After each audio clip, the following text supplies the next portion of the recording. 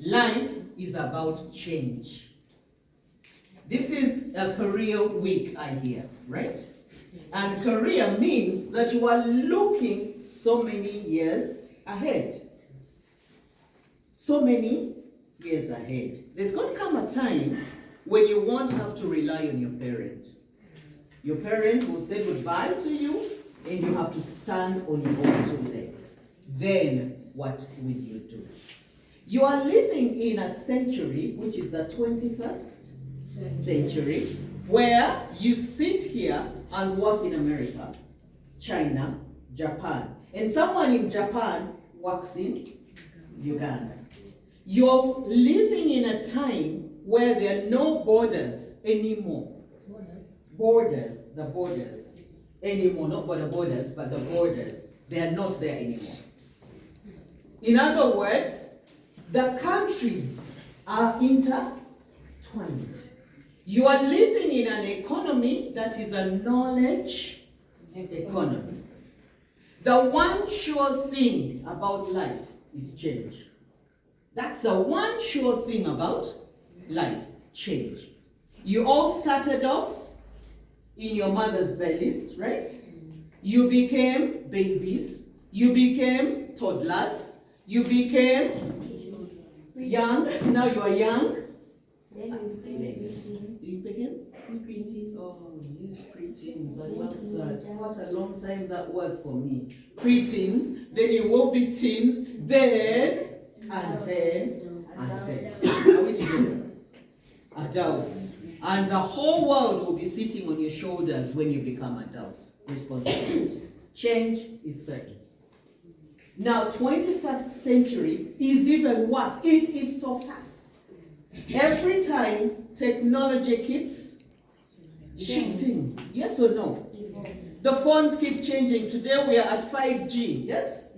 The other day, not so long ago, we were at 3. Now we are at 5. Before we know it, I don't know what it will be. Before, you said, Sheena, you want to be a doctor. But you need to be very clear what kind of doctor you want to be. Oh yes, whether a dentist, even if you want to be a dentist, you are not going to be a dentist like the dentist in my times. Or these teachers that you have here are far younger than I am, or in their times. Or the dentist you go to today. Are we together? You are going to be the kind of dentist where technology is just like that, and if you cannot keep the pace, people are going to walk past you. So learning is important. And at that time, you will not have a school to go to. You won't have a bell to ring to tell you it's time to change classes. Are we together? It is a time for you to drive yourself. So when we talk about, did we get something to write with? Yes, lovely. When we talk about lifelong learning, the word is lifelong.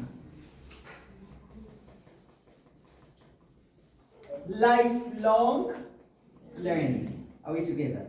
I will not go into details to tell you this one said this and this one said that. But the key things about it, it is self-motivated. You, and you, and you, and every one of you and I drive ourselves, motivate ourselves, inspire ourselves to learn new what? Knowledge, new things. All right? You said it beautifully. New skills, okay? And attitudes. How we feel about things and do things. See the pledge that you say, how do you feel about God? Are we together? Lifelong learning. I don't know if I'm making sense to you, am I? Yes, you Or are. am I talking to myself? All right. And every person, the adults in the room included, must be a lifelong learner.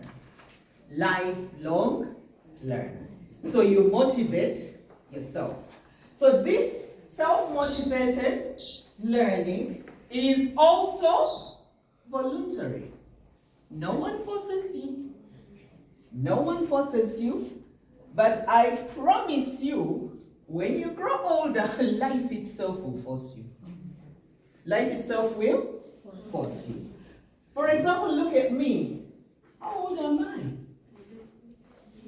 Take a guess. Take a wild guess, yes, sweetie. 96. 96. Wow. What a guess. You must be less than 15. Yes, if you're less than 15, that's a very easy answer. Yes, how old am I, you think? 62. 62. Oh, good guess.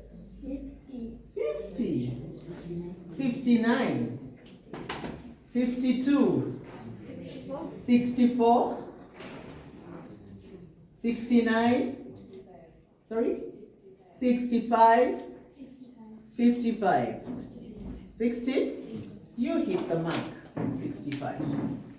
You hit the mark. Are we together? But I'm still learning.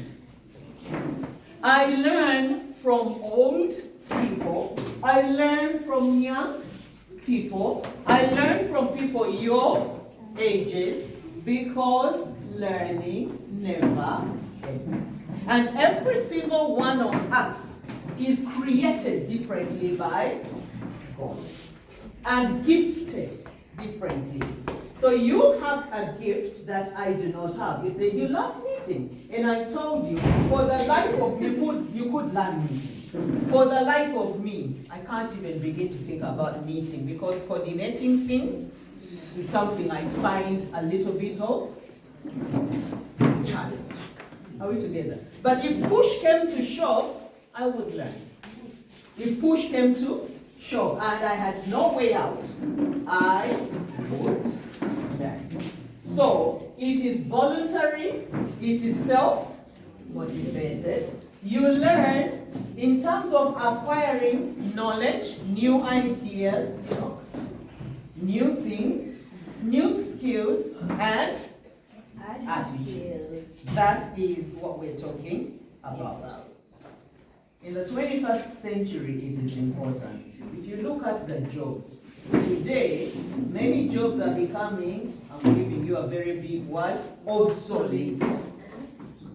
What is obsolete? Obsolete, yes.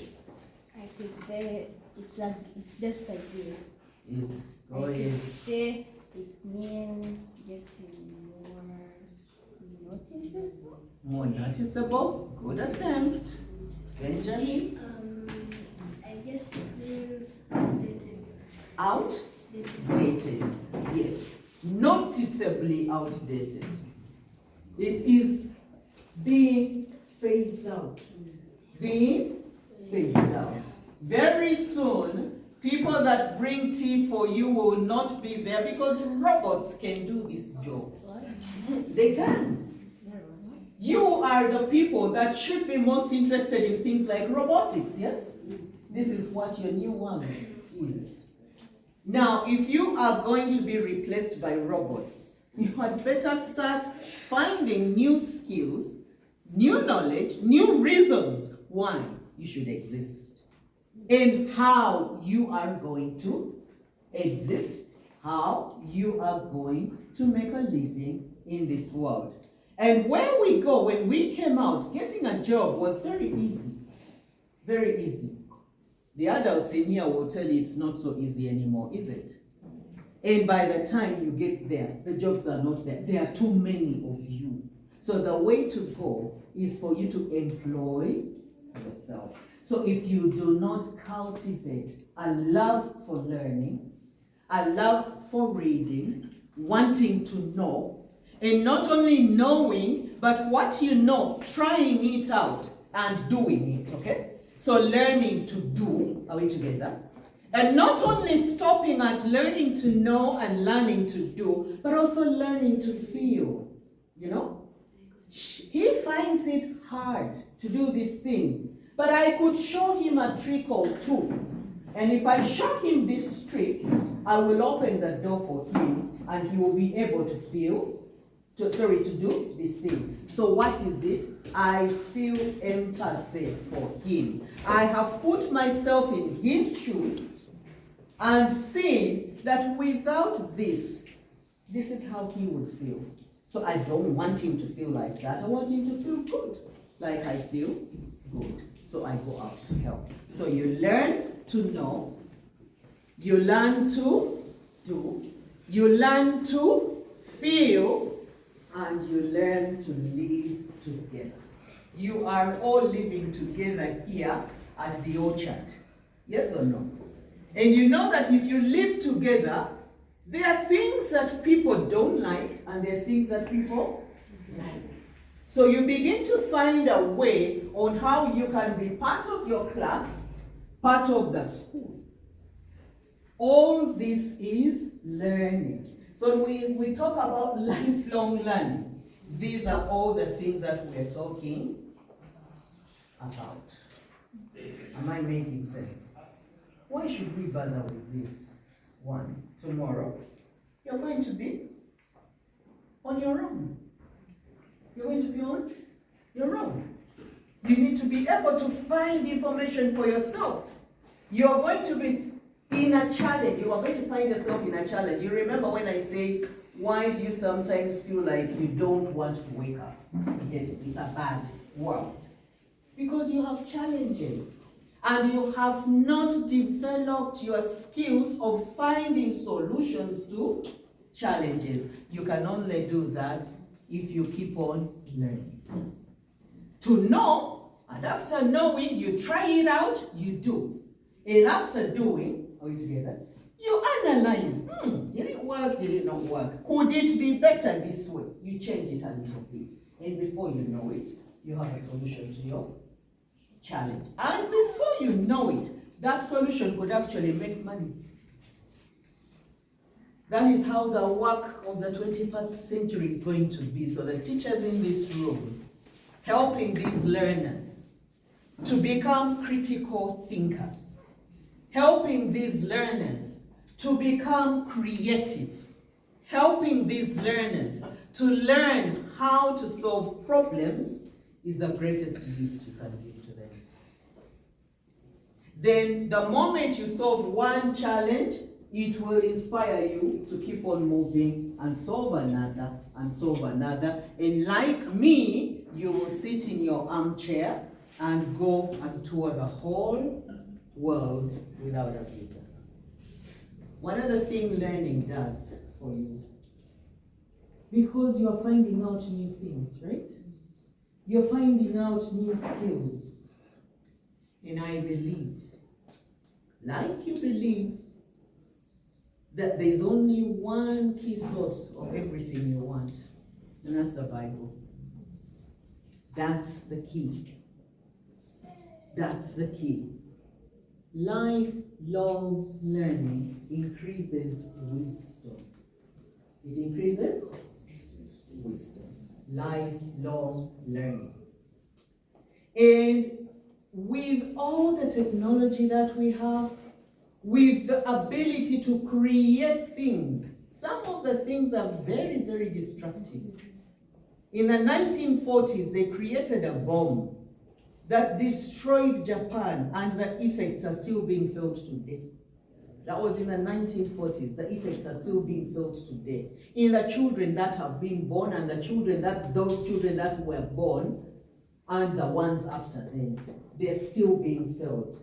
Because no matter how much learning you have, if you do not have a sense of what is right and what is wrong, there is a problem. If you do not have wisdom, if you do not have understanding, you are nothing. Your learning is simply going to be destructive to the whole world, starting with yourself. So learning increases wisdom. When you go into your learning, start by talking to God. God says, is there anything I cannot do? Doesn't he? Is there anything I cannot do? God is the God of impossible. God is the God of second chances. You get it wrong, you say, I'm sorry.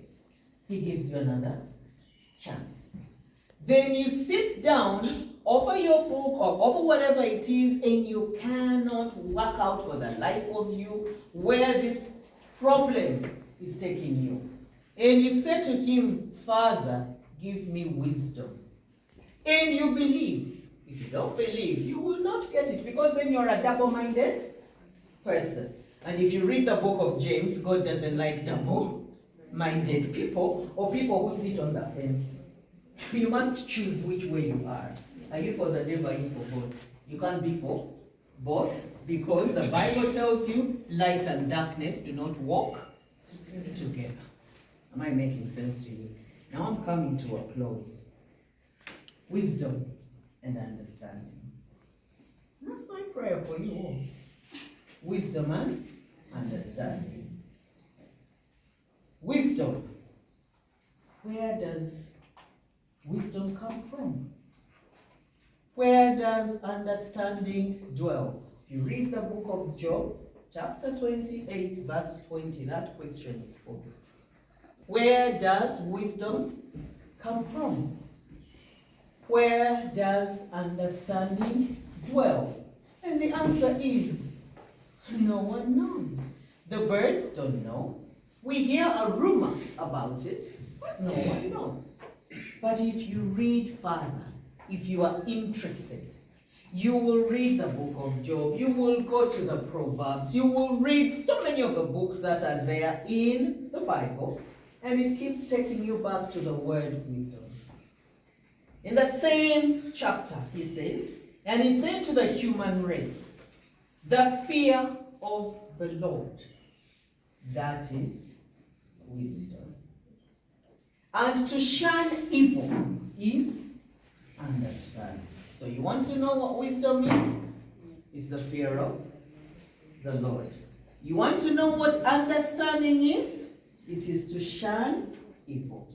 In this room are people that are going to go on and make apps for almost anything and everything. But if you leave the fear of the Lord behind, and if you forget that shunning evil is understanding, you will be doing a disservice to the world. But if you remember it, in whatever work you do, whatever creation you come up with, if you put God first, right?